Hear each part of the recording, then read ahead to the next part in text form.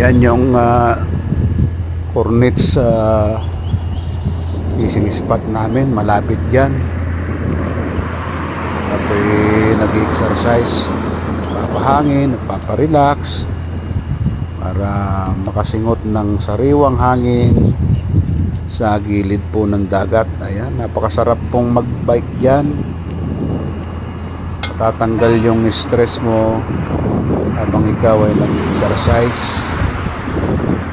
Ayan, ang ganda ng view mga bro, mga guys. Yung part na yan sa may Jeddah na yan ay yan ang dati naming spot nung hindi pa binawal. Daming isda dyan, mga sardines, mga fresh fish. Ang ganda, ang sarap ng hangin.